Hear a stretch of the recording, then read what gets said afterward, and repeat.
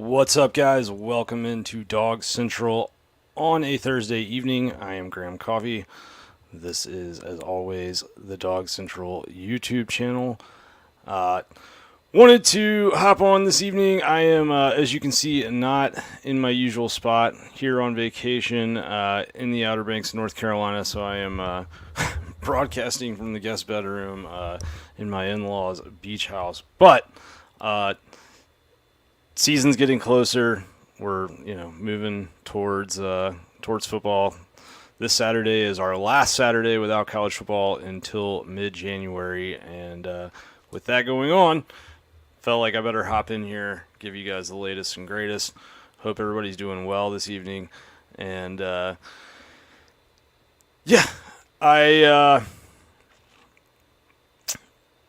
hope that this is coming through okay as well. Not sure exactly how good my Wi-Fi is here, so if it's not, apologies, but if any of you are watching live on YouTube, let me know how the quality is if you get the chance.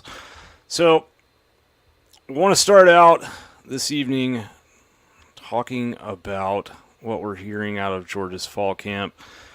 If you haven't subscribed to Dog Central already, then you're missing out on what I feel confident in saying is the most camp intel that you're going to find anywhere on the internet, in the Georgia internet, I should say. Awesome. Thank you, Dallas. But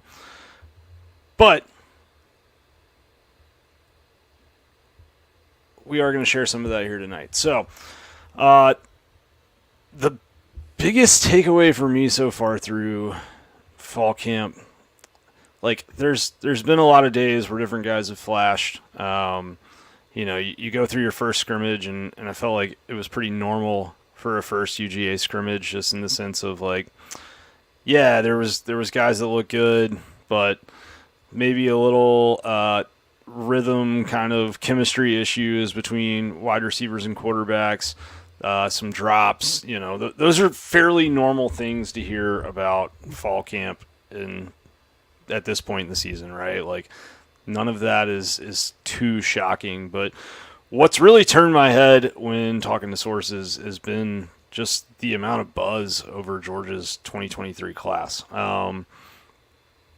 Spoke to a few people over the last week that I talk to on a regular basis, and these people are, they're experienced football people, right? They've seen a lot of guys come in and out of not just Georgia's programs, but other programs that they've been associated with.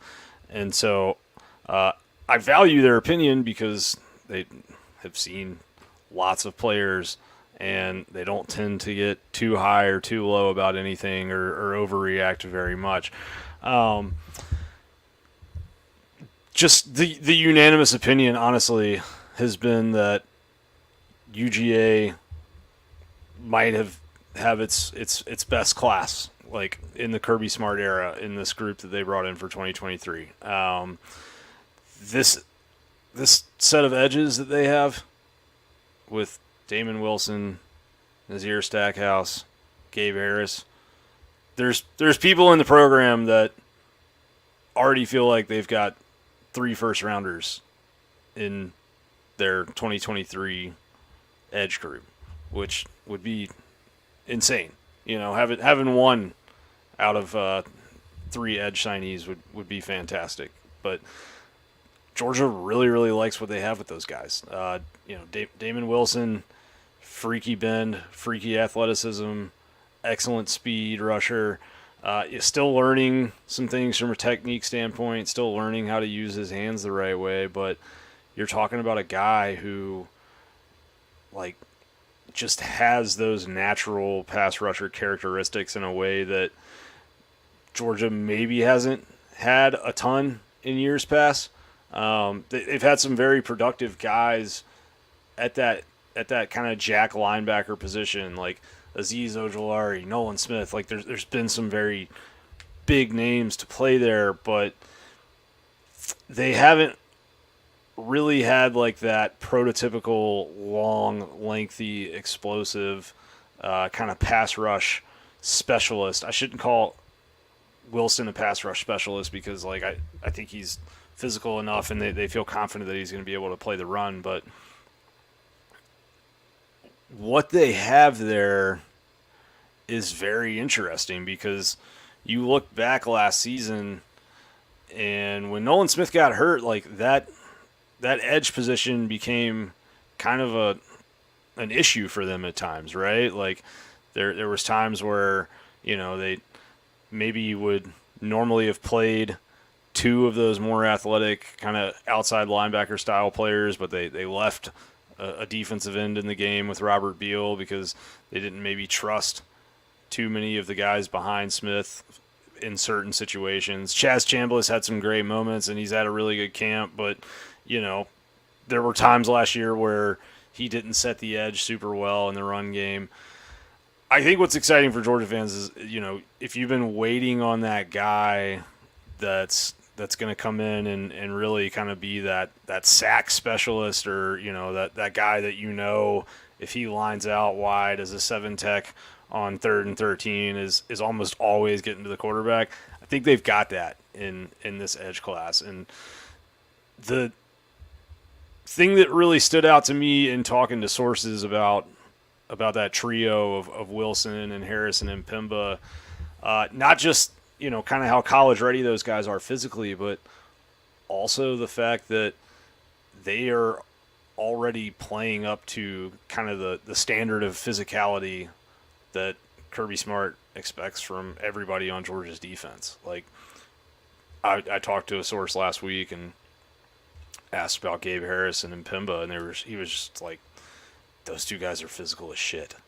Like, they are thumping. They're not trying to do what younger players who come in at that position often do, which is to, try and shoot gaps and use their speed and athleticism to get around tackles like they did in high school. Like, those guys are trying to go through offensive linemen on every play. And so I think if you're a Georgia fan, it's a lot to be excited about. There's a lot of potential in that group, and I think that it could add a little bit of a new dynamic to Georgia's system, right? Because in 2022, what did we see a lot? Like, we saw if Georgia wanted to get pressure, then they really needed to do that from the inside linebacker position most often. Like, they were bringing Mondon and Dumas Johnson as part of their pressure packages pretty regularly. Those guys were coming up the middle and operating off delayed blitzes, or they would bring one of them to come off the edge and sit with just kind of a single inside linebacker there. So I think I'm interested to see how these guys look, because there's going to be opportunities for them to play early in the season, right? Like Tennessee Martin, Ball State, those guys should get on the field. And as good of a player as I think Chambliss is, I think this kind of triple threat that they have in this freshman class, I don't know which one of them is going to come out as kind of the top dog, so to speak, in terms of depth chart or reps, but one or multiple of those guys I feel like is going to end up kind of, playing a significant role in the story of Georgia's season, in addition to Marvin Jones Jr., who is kind of the one guy that Georgia has signed previous to this 2023 class that has that length that we talk about. He's a legit 6'5", 6'6", long, lanky, has kind of the traits and characteristics of your classic first-round draft pick from the NFL for a pass rush specialist. So I think that it'll be interesting for us to kind of find that out, but good reviews on those guys so far. Other things that have stood out from scrimmage one that I think are, kind of worth knowing for public consumption. And I would just say, like, there's literally, I think, almost maybe a couple thousand words of scrimmage notes on our site right now. Like, Jason and myself, between us, we posted 3 different updates. the interesting thing, even this early in camp, is that a lot of people feel like Gunnar Stockton is gonna win that job for being quarterback too. This is Carson Beck's team. I don't think there's a legitimate competition happening for the starting quarterback job at Georgia right now. I think that was kind of put to bed back in the spring. But Stockton looks really, really good. He's come in, and I think he's playing very well. I think he's, doing things that some people might have not realized Gunnar Stockton could do.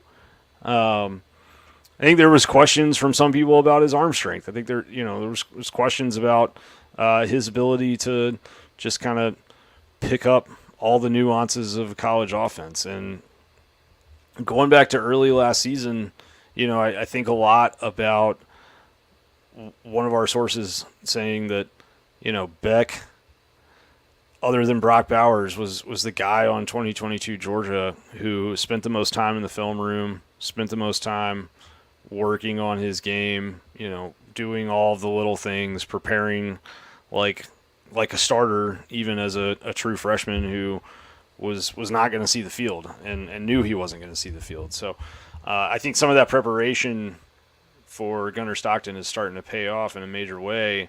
And you're talking about a kid who is really starting to kind of flourish and come into his own and making some tight window throws that he wasn't making this time last year or even back in spring practice, and making, probably most importantly, the right decisions with the football in terms of where to go with it. That's not to say he hasn't had turnovers in practice and, hasn't had bad moments, but the growth curve for him, it's kind of starting to hit that little exponential spot where it's really accelerating, and he's improving almost by the day, it sounds like. And I think that's, something to watch, because Brock Vandagriff, he didn't leave this offseason, right? There was a lot of people that thought he might transfer after spring.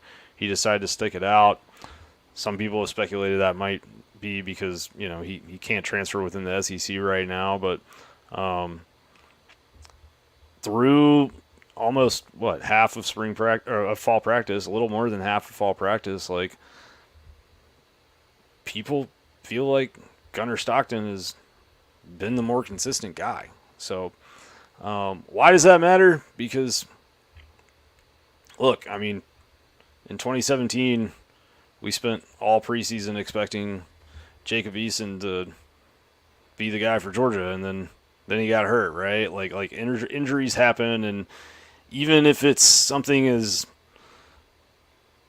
maybe, simple as Carson Beck gets dinged up on a play and has to come out for a third down in a big game, and Kirby Smart doesn't want to waste a timeout because, it's not going to be worth it at that point in the game. Or maybe you have a situation where, Beck has a minor injury and can't play for a week or two. Like, you want to trust your backup quarterback, and you also want to trust that your backup quarterback is preparing like a starter. And I think that everyone in that building trusts that Gunnar Stockton, if he gets his number called in any situation, whether that's with the second string or the third string, or, as a starter in an SEC game somewhere down the road, like, that kid is always prepared, it sounds like. He is a student of the game, and he's ready, and he's worked very, very hard to understand what Georgia wants to do and how to protect the football, and I think they're going to trust him to do that if they need to. So, yeah, Greg says Gunnar has the arm strength. I watched him as a kid. Go Wildcats, go Dogs. All right, yeah, we got a little Raven in the house tonight. Thanks for chiming in, Greg. Another piece of significant news this week, Lawson Lucky's injury. It's been pretty well reported on. We've reported on it at DawgsCentral.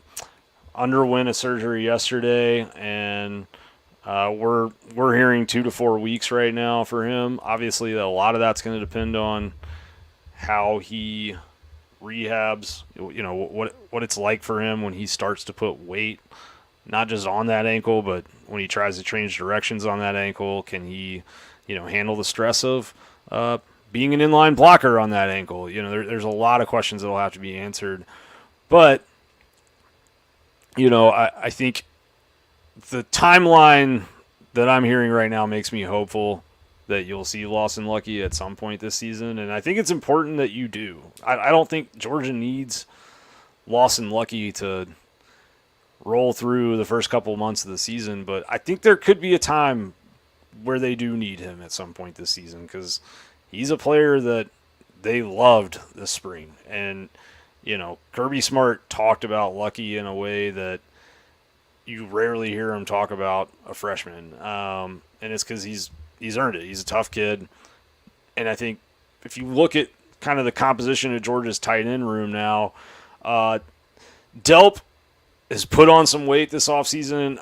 Sounds like he's having a good camp. I think he's improved his blocking. But after Bowers, I think Lucky was kind of the most natural blocker that Georgia had in that tight end room. And Pierce Sperlin is a big kid, 6'5", 6'6". He's got the size to be a good blocker, but he spent his high school career playing wide receiver. So, this is all a learning experience for him right now to try and understand how that's going to work and where he's going to be. And, I think it's just not going to allow Georgia to run as many of those 12 and 13 personnel sets as they might like to if they're without Lucky, because a lot of the reason we saw them run those sets in the past was it involved getting numbers advantages in the run game from a blocking standpoint, and so probably won't make sense to put him out there otherwise. B2B Visor says, wake me up when talking season is over. I know, man. I feel you. I am I'm tired of not having football to digest, but I guess, the next closest thing is having some scrimmage intel to chew on a little bit. I'm trying to see if there's anything else here worth discussing. One of the questions that I got tonight, which kind of ties into some of this fall camp conversation,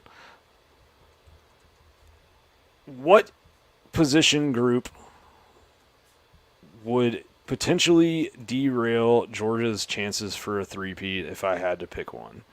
I think right now, you go across the board, you trust everything up the middle on defense. I think the boundary corners, Lassiter's getting back into form. He's back, practicing. I wouldn't say he's maybe 100% yet, but he'll be there soon. So you go over to the offensive side of the ball. I struggled between picking basically, I still have questions and want to see things from Georgia's interior on the defensive line. I think the offensive line is probably the most known commodity on the entire team, but the running back room, people say that running backs don't matter or that they're, kind of replaceable or whatever in modern football. I don't agree with that.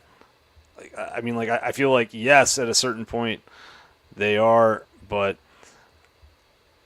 I think that you go through and look at some of the running backs that Georgia's had in years past, and Georgia has had difference makers at running back. Not even talking about the Nick Chubbs and the Sony Michels. Obviously, those guys were difference makers, but even on last year's team, Kenny McIntosh is one of only 3 SEC players this century to have, I believe, 500-plus yards receiving, 800-plus yards rushing, and 10-plus touchdowns in a season. And the other 2 were Percy Harvin and Dexter McCluster. That is, from a schematic standpoint as an offensive coordinator, having a guy in the backfield who can do what Kenny McIntosh could do as a receiver, really, really dangerous. Like, very, very outstanding, honestly, to have, because it just creates so many conflicts for a defense. And anytime he goes out, on a flare pattern or motions out to the top of the formation, like, a linebacker or somebody, a safety, has to follow him. And Georgia had that with James Cook in 2021 as well. Like, we saw, in 2020 and 2021, we saw multiple times where Georgia basically motioned him to be a boundary receiver and hit for a big, long touchdown play on that. So it's not to say that Georgia doesn't have plenty of talent in their running back room, but it's just you have concerns about the health of some of these guys right now, right? Like Kendall Milton, still struggling with that hamstring injury that happened to him on the first day of fall camp. Daijun Edwards was a little hobbled at one point earlier in camp. He's back rolling now. And then you go past those guys, you have a lot of unknowns. Like Andrew Paul, I'm told, was running with the twos at certain points on Saturday in Georgia's last scrimmage, and that he looked quick, looked good, but he's coming off an ACL injury as well. How healthy is he really? How much kind of wear and tear can he take? How hard can you push him? You definitely don't want to, try to rush him back from an injury as serious as an ACL. And then you go after that, Savon Clark coming back from the transfer portal looks like a pretty big deal right now. I know that we haven't, seen him have a ton of action in regular season games, but he was playing running back with the first team guys on the opening drive of G-Day and did some nice things. Had a touchdown run where, like, he broke tackles or got away from a few of Georgia's first team defenders, right? So, like, that's not insignificant. The guy that you guys are going to, like, maybe laugh at me or think I'm crazy, but the guy that I would keep an eye on is Cash Jones. And that's not, totally speculative. Like, he was also running with the second team in scrimmage on Saturday, and he's extremely fast and extremely shifty. And I think, Edward in the comments here says it really well. Greg in the comments. Cash might be the best receiver out of the backfield right now. After Daijun Edwards, it's just kind of, I think, a very open competition and a very fluid situation in terms of who's going to see carries and, who's going to see targets in that running back room. And Georgia they don't have to target their running backs as receivers early in the season. Like, it's not something they need to do, but it was a very fundamental part of this offense in 2021, and I think it could be an important piece for them as they get further on down the road. So we'll see how it goes. Last thing I want to talk about from a position battle standpoint, that would be the battle for that second cornerback job. And you look at playing boundary corner in Kirby Smart's defense, what do you got to be able to do? You got to be able to do a lot of things, right? You got to be athletic enough, obviously, to stick with wide receivers. You got to be good enough with your hands to play press coverage and stay on people's hips. But I think the most important quality that you have to play anywhere in Kirby Smart's defense, and particularly anywhere in his secondary, is you got to be able to tackle. That's been a three-man race for as long as we've been talking about the 2023 depth chart, right? Like ever since that 2022 season ended, we've known that Dalen Everett and Nyland Green were going to be part of the battle to be the second cornerback. And then over the spring, it felt like Julian Humphrey kind of threw his hat into the ring. And that's a kid who, at one point, I'm not sure many people thought he would still be at Georgia at this time. You know, when he came in, maybe wasn't a natural fit right off the bat for Georgia's kind of culture and the Georgia way. And it's not to say he was a behavioral problem or anything like that, but just the athletes and the coaches in that building, they pride themselves on intensity and, you know, really, really, really working extremely hard. They pride themselves on physicality and, you know, no nonsense kind of behavior. And Humphrey, I think, is a little more naturally a free spirit. He's also, you know, stepping on campus as a kid, right? These guys are kids when they show up at Georgia. And in many ways, they're still kids when they leave. But Humphrey struggled last fall in fall camp and thought hard, I think, about transferring after this season. And then, much like we saw with Amarius Mims a couple years ago, right? Like, he decided that Georgia was where he wants to be. And when that happened, something kind of flipped for him. And all of a sudden now, we started hearing, hey, he's making plays in spring practice. Hey, like, you know, this kid is very athletically gifted. And, you know, on G-Day, I was down on the field, and, you know, I caught him from kind of a side view at one point where I couldn't see his numbers. And just based on how he was built, I thought I was looking at Malachi Starks. And then, you know, he spins around, and he's actually number 12. Humphrey has had a very, very good fall camp. There's some people that would say he might have had the best scrimmage of anybody last Saturday until he got sick. You know, had a little stomach issue in the middle, but comes back Monday in practice and he's making plays again. And he's back at it, and he's playing really well. So watch out for him, because I think a lot of people thought, hey, if it's not Nyland Green, it's going to be Dalen Everett, or if it's not Dalen Everett, it's going to be Nyland Green. Julian Humphrey is, I would hesitate to say maybe the leader for that battle right now, but like he is very, very much in that battle, and I think that battle is probably going to end up going into the season. But either way, you're talking about an electric type of talent that was a former 5-star for a reason and is starting to kind of put everything together. And that's the value in recruiting, right? That's the value in what Kirby Smart has done, not just over one class, but over class after class after class of building that blue chip depth. And all of a sudden you find yourself in a spot where, hey, we thought it was going to be one of these two former, top 40 overall players, top 50 overall players, but actually it's going to maybe be this other guy who was a former top 30 overall player.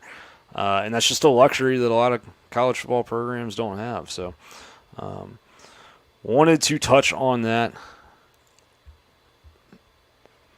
And then we will get into your questions. All right, so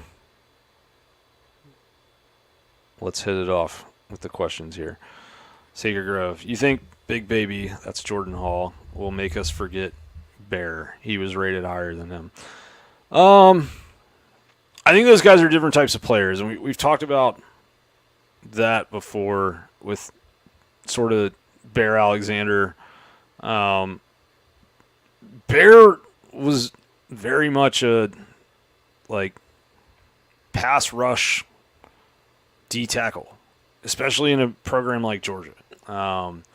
Yeah, he flashed at times last year, but those were almost always times where he had an opportunity to shoot a gap.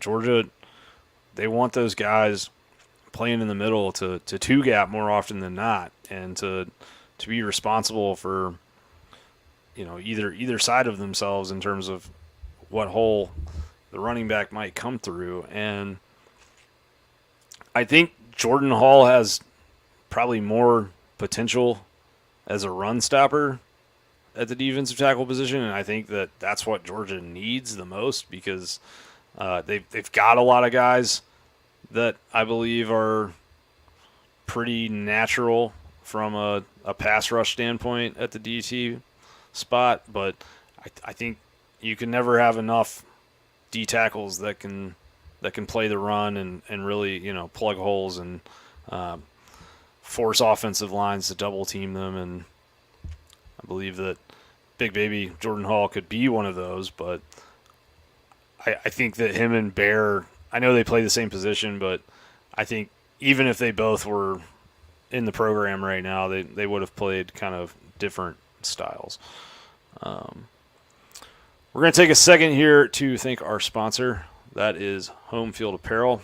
I'm wearing one of their beautiful T-shirts right now, as you can see on the YouTube feed. Home Field really supports us, so we ask you to support them. They do a great job. They make tons of awesome designs, lots of throwback apparel, and this podcast is one of the only places anywhere that you can find a 20% off code for Home Field Apparel. If you use code DawgsCentral23, you can get 20% off on your first order, or on any first order from a particular email. They do a great job. We've got some big things lined up with them for later in the season, some exciting events, and we would love for you to check that out. All right, moving forward a little bit. Corey asked, does UGA get one of Aiden Breland or LJ McCray? Yeah, I think they do. At this very exact moment in time, I probably feel a little... I think I might feel a little more confident on Breland, honestly. I think Georgia leads there at the moment, but we'll see. So one of you asked,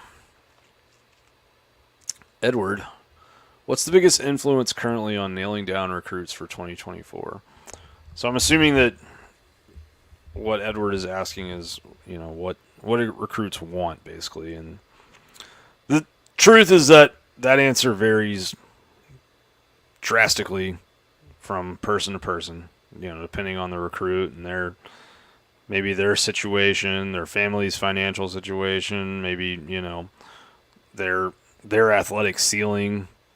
There's some kids that can afford to delay gratification, so to speak, and try to really capture the big money when they become a first-round draft pick, and they can see that vision of, I'm going to come into a program and I'm going to, I might sit for a year and a half, 2 years, and then start for a year or two, and then go to the NFL. But by the time I get to that process, this group of coaches, this group of nutritionists and strength coaches, they are going to help me get to my athletic peak, and because of them, I am going to be a first-round pick, or I'm going to be a second-round pick, and when I do that, I'm going to make millions of dollars. That's one type of kid, and that's a Georgia kid in a lot of cases. And then there's also, the kid that wants the NIL money right now and, wants to get the most of it. And, hey, I was never a 5-star recruit or a 4-star recruit or any star recruit for that matter. I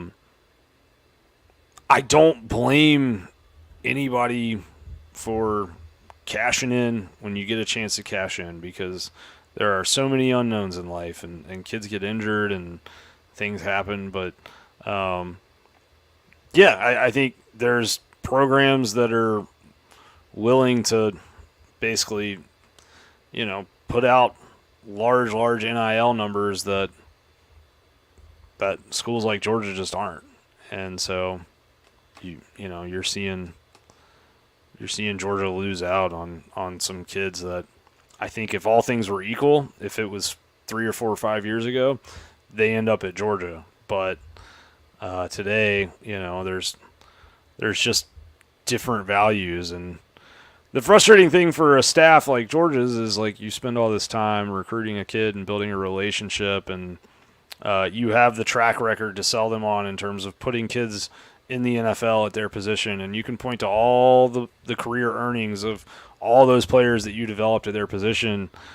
But if it comes down to that 11th hour and,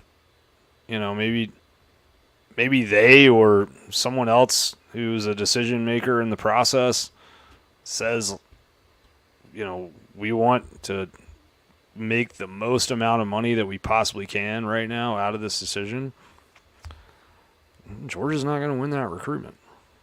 They're just not, and that's just how it is. So that's where things are now.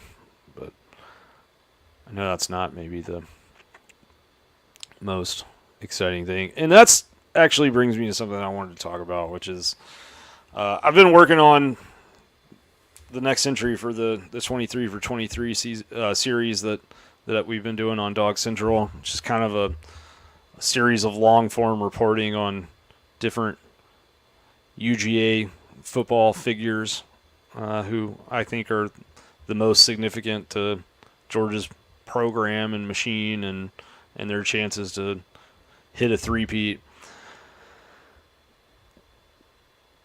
With Carson Beck, you're talking about a really, really rare story, especially for the NIL thing. Like in this day and age of NIL, Carson Beck hit the portal. He probably, could have solicited some good offers, right? Like he probably would have had a decent market value out there. There's not a ton of 6'4" strong-arm quarterbacks with quick releases that have, learned under Todd Monken for multiple seasons available every year. And it's very, very normal for quarterbacks to do this. I believe the number is 62% of starting quarterbacks in the Power 5 this year will have transferred at least once in their career if we're going off projected starters for 2023. So it's kind of interesting to sit back and, ask yourself, why did Carson Beck stay? And I remember after the Vanderbilt game last year, I was going through, post-game interviews with different players, and we got Stetson, and we were asking him questions, and reporters were asking him, what was it like seeing this player out there making plays, or, kind of asking different questions about some of the reserve players. And someone was like, well, what about Carson? And he was just kind of looked and he was like, yeah, I mean, Carson, he's been doing this a long time now. Like there was some players where you could tell, like you looked at the young guys or, kind of were like, oh, it's great to see that guy out there learning and getting an opportunity. But with Beck, Stetson was just like, yeah, we're equals pretty much at this point, right? Like he knows the offense as well as I know the offense, and he's been in this system with Monken as long as I've been in this system with Monken, and I thought that was kind of fascinating to think about because he's right. Like Beck came into Georgia's program a long time ago, and he's waited a long time for this opportunity. And there's never been a lack of talent for Beck, but I think that the unique thing for Beck is that he, earlier in his career, had an amount of self-awareness that you often don't see in former blue-chip quarterbacks. And, he's spoken pretty candidly at different points this offseason about, hey, There was that moment leading up to the 2021 UAB game where they thought, a lot of people thought I was going to start that week, and he had a bad week in practice, and Georgia went with what they thought was the safer option at the time, who was Stetson, and all of a sudden he went out there and he lit up UAB, and the rest is kind of history. But Beck also knew that he wasn't ready and understood that there was more that he could do and that there was ways that he could mature as a football player, as a person, as a leader, as a student of the game under Georgia and under Todd Monken and, not under, but behind Stetson Bennett on the depth chart. And as this whole season plays out, there's a good chance that Carson Beck's going to become a national name if he isn't already, and that he's going to get a lot of praise and a lot of eyeballs on him. And as that happens, I think everyone should remember the decisions that he made along the way. The decision that he made after the 2021 season to not leave Georgia and to understand, hey, back in September when they chose Stetson to start over me, I know why.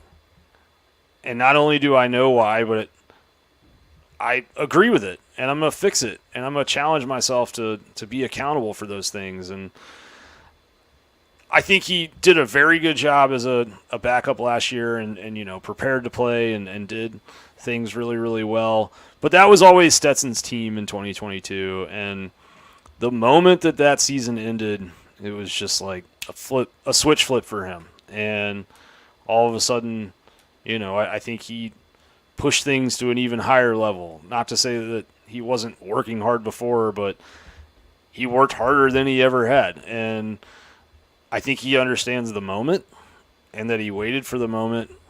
But I think maybe most importantly, he understood that he needed to wait for the moment and that he wasn't ready for it before. And kudos to him, right? Because he could have gone a lot of places and probably could have made some money in the process of doing it. Probably could have had something close to guaranteed playing time at different Power 5 programs. But he waited, and not only did he wait, but he used that time to better himself and to improve as a football player. And now he's having an outstanding fall camp. Late last week, someone told me, Carson's been so consistent that we'd like to see him have kind of, a bad day so that we can see how he bounces back from it. And then I think it sounded like he did struggle early in Georgia's kind of scrimmage style practice on Saturday, but the end of the practice, super sharp, really, really strong in third down drills and red zone drills. And I think that's a very good sign if you're a Georgia fan. And I think that Georgia's staff is kind of trying to create adversity for him right now and give him opportunities to kind of pick himself back up after a bad play, because that's what you need to do on the road in the SEC after you throw an interception or have a bad ending to a drive. But if I'm a Georgia fan, I'm pretty excited to see this dude, because it sounds like he's having as good a camp as we've seen out of a Georgia quarterback in a while. And he may have the type of year that ends him back up in, Georgia might send another quarterback to New York this year. Who knows? I'm not predicting that to happen yet. I'd like to see him, start a college game first. But there's a lot of really positive buzz about Carson Beck right now. And it's going to be fascinating to see if it translates. But either way, I think he's kind of earned himself maybe a special spot in the eyes of some Georgia fans, because he didn't leave when he could have. So eager to see how that plays out. All right. If any of you have other questions, throw those in. I do have some stuff to get to from our DawgsCentral listeners. All right, Robert, this is a good question. Thank you, Robert. What is your prediction for the top 3 players in receiving yards this year in order? So, obviously, this is for Georgia. I am going to top 3. Well, number 1's got to be Brock Bowers until it's not Brock Bowers, right? Like, I think that's a known commodity at this point. So we'll say he's number 1, although it wouldn't surprise me if he's not this year, especially without Darnell Washington playing beside him. I'm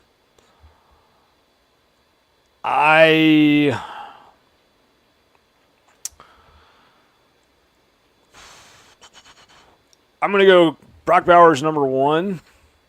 No, you know what? I'm not. I'm going to go Dominic Lovett number 1. I think in Lovett, Georgia has a guy who's a true separator, and I think because he has Brock Bowers next to him and Ladd McConkey next to him and, all these different studs, that he's going to have a pretty special season for UGA in 2023. So I'm going to go number 1, Dominic Lovett, number 2, Brock Bowers, and I'm still going to say Ladd McConkey at number 3. And I've said this before on the show, but I wouldn't be surprised if this is the year that Georgia finally gets a 1,000-yard receiver and everybody is able to kind of end that narrative. So this is an interesting question from Cam here. Was there ever a time you had any doubt in Kirby Smart as a head coach in any way and he proved you wrong? If so, in what way did you doubt or question him, and what changed your mind, if you can remember? Yeah, so I'll be the first to call myself guilty. Y'all are going to laugh, but back in 2017, or I should say late 2016, I was not a member of the media or anything like that at that point in time. I was just a dude that followed Georgia football, but I didn't want Georgia to hire Kirby Smart just because of the track record of every other Nick Saban assistant who had been hired in the SEC, and that, those track records were poor, right? So I wasn't really into the idea. I wanted like Tom Herman or somebody that would come in with a good offensive track record. I probably would say that the moment that I got rid of any Kirby Smart doubt was the 2017 game in Knoxville. I went to that game in Neyland Stadium with my dad. You'll recall that the score was 41-0, but morning of that game, I picked my dad up at the Knoxville airport. I was living in Asheville, North Carolina at the time, and I drove over from Asheville to Knoxville, and we were staying out at the airport hotel there in Knox Vegas, and grab him off the curb, drive 300 yards down to the hotel, and we're turning in the parking lot, and there's a couple big charter buses out there, and a bunch of Georgia players are kind of standing around outside, and one of those was Jake Fromm, who was about to start, his first SEC road game. Obviously, he'd already won a road game as a starter at Notre Dame, but Fromm was out there, and he just looked cool as a cucumber, super relaxed and not nervous. And I remember walking inside the building and, passing a bunch of other Georgia players, and Nick Chubb came walking by. You'll recall that in 2015, Nick Chubb had torn his ACL in a terrible, horrible gruesome injury in that same stadium up there in Knoxville, and a lot of people thought he might not ever play football again. It was that bad. And I thought to myself, I wonder how he feels today. Come to find out later that the night before that game, Chubb had gotten up and spoken about the day he injured that knee and the road that he had traveled to get back and the recovery and before the recovery, the time sitting there wondering if he'd ever play football again. And at that point, I think that game was over. Georgia was going to win that game, come hell or high water. But I'll never forget walking past him because he just had this 1,000-yard stare, and he already had these big beads of sweat on his forehead, and he was ready to go play football. He was locked in. But my entire life, most of my life, I watched Tennessee beat Georgia. And my childhood was filled with a 13-year drought where Tennessee had beaten Georgia, I believe, 9 straight games, going back to 1988. I was born in 1989, right? So, I remember being a young Georgia fan, thinking, Georgia's literally never beaten these guys in my entire life. In 2000, I was at the game where the goalpost came down, where that Quincy Carter-led UGA team finally broke that streak. But point being, Tennessee had been a tormentor of Georgia's for a long time until Mark Richt showed up, and that program went through some ups and downs. But if you think back to 2017, they had beaten Georgia the year before on the Hail Mary. They had recruited really well under Butch Jones. There was a lot of talent on that team. Obviously, wasn't always managed very well, but you're talking about an SEC road game against a legitimate rival. Those are tight battles. Those are kind of tug of wars, and oftentimes they come down to a couple plays or even one play. But you don't go and win those games 41-0, almost ever, even if one of the teams sucks, which that Tennessee team obviously ended up being really, really bad. But when Georgia went up there and came into Neyland Stadium, and that place was a hornet's nest, right? It was loud.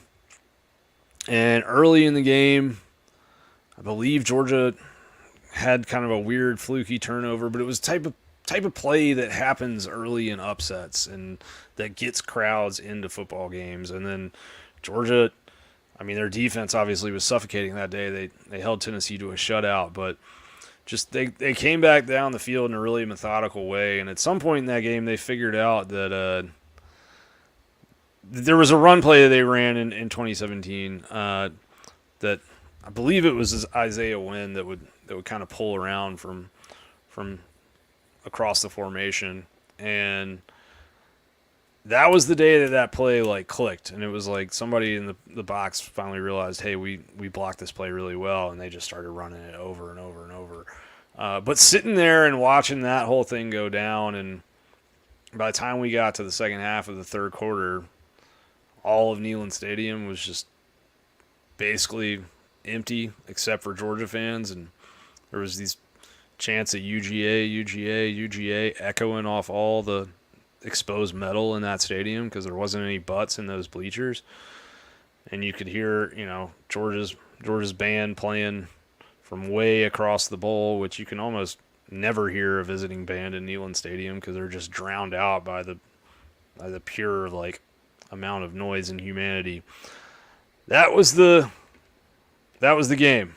That was the game for me where I was okay, this guy might be the guy for Georgia, because Georgia hadn't never beaten Tennessee 41-0. Might not ever beat them 41-0 again, and it won't be because they don't have a lot of good football teams. But it's just like I said, you don't win games on the road in the SEC like that against teams that have won a national title in the last 20 years.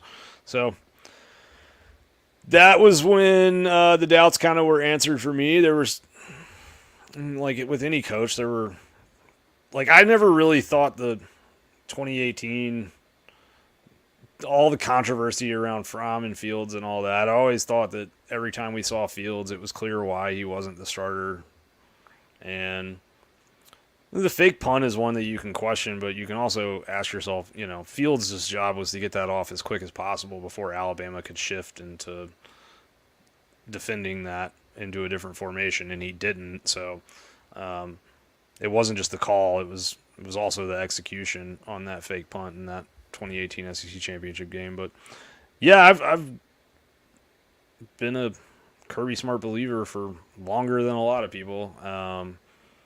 Hell, I mean, in the lead up to the 2021 season, some of the first notoriety that I ever got from a media standpoint in a more like viral, significant way was because I got into an argument with a radio host from the upstate of South Carolina about whether or not Kirby Smart can develop, and told me to come on his show if I thought I was right, and I came on the show with a lot of data and explained to him how every 5-star that Kirby Smart had recruited to that point in his Georgia tenure had been drafted. So I don't know. We don't have to go all the way down that wormhole, but yeah, I think I've been on the Smart train for as long as most people have, or longer than most people. Hello, Randy. Hello, Joseph. Thanks for jumping in tonight.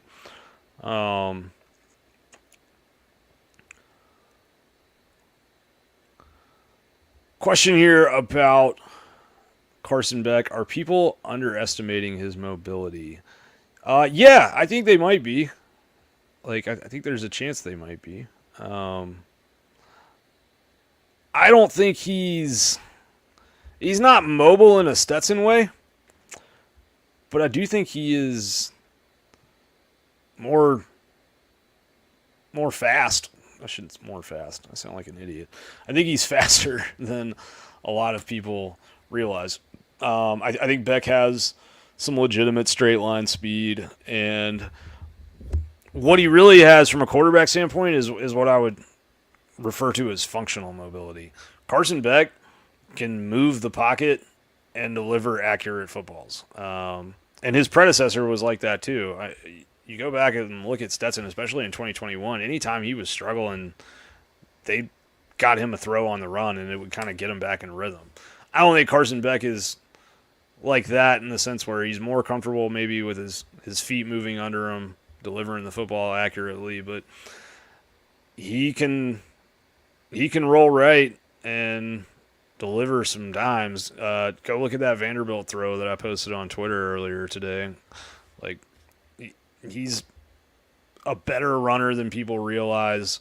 You saw him do it against South Carolina last year. Like, we've seen him come into games and kind of keep some of those zone reads. And even if that's just a once a half or a once a game kind of thing, as long as he and Mike Bobo will establish that he will keep it, that will help Georgia's running backs tremendously to find more lanes and better holes, and they will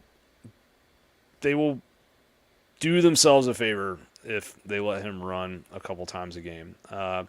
Definitely want to see him in terms of kind of a dodge the pass rush standpoint more, just because we haven't really seen him in a situation where like a blitzing linebacker gets a free release, and what's he do? Is he able to have kind of some of those quick agile movements to dodge one of those guys and then get out of the pocket enough to throw the ball out of bounds without getting an intentional grounding penalty? I don't know, but if you can do that, that will be big for Georgia this year as well. So it's a good question. It's something to definitely watch early in the season.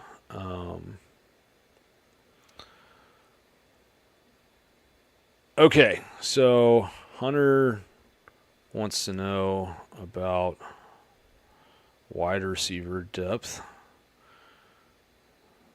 He asks,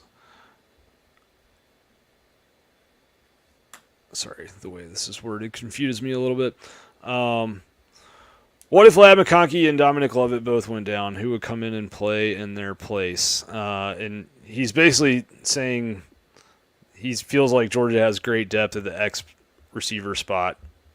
But if McConkey and Lovett went down, would Georgia be in trouble? So I guess a couple things I would say to start. I think Lovett and McConkey might be pretty interchangeable pieces this year in the sense that I expect both of them to play at the Z position, and I expect both of them to take snaps in the slot. So, if one got hurt, then you can kind of flip-flop them around. I think Georgia's got tons of guys on their roster that can do things at Z. Arian Smith has played more snaps at Z than anywhere else in his career. People think he's a slot receiver, but he's been a Z receiver to this point. I think we'll see him more in the slot this season. But he's a Z. Yazid Haynes, another guy that has been playing there. Anthony Evans kind of could go back and forth between there and the slot. Dylan Bell has the skill set to move over there. You'd like to keep him. I think he's more natural at X, but he's a very good route runner, and he has very good feet and very quick feet. So I think he can run the tree of what they want their Zs to do. I might argue that Georgia has better depth at that kind of Z position than they do at the X position. I know that they got Roseme at the X, and Ra Thomas, obviously, he's an X receiver. He's a true X receiver. Dylan Bell has emerged there a lot throughout this offseason, but I don't know who comes after those three guys in the X rotation. Not sure if they have a true X from a size standpoint, like a natural X. Maybe Tyler Williams if he were to, develop fast enough, but I don't know that he's far enough along to be really someone I would expect to be ready to go out and take first team reps at the X position this year. You got to remember, they want all their receivers and skill players to block very well on the perimeter, but it's kind of particularly important with that X because a lot of times that guy's isolated on one side of the formation, and if the defense is in man coverage and he's able to knock out his defensive back that's across from him, the X receiver that is, then all of a sudden whoever has the ball in their hands, they might have a one-on-one opportunity with the safety, and that could be the only thing that's between them and a touchdown, right? That was one thing that Georgia was exceptional at last year was blocking well enough on the perimeter to get their most agile ball carriers into situations where they just had to beat one guy. So that would, with the Z, I think they got plenty of options. But, what would that order be exactly is a very fair question, and probably still a lot to be determined there throughout the next kind of couple practices of fall camp and then into the 2023 season. So I hope that answered your question, Mr. Hunter.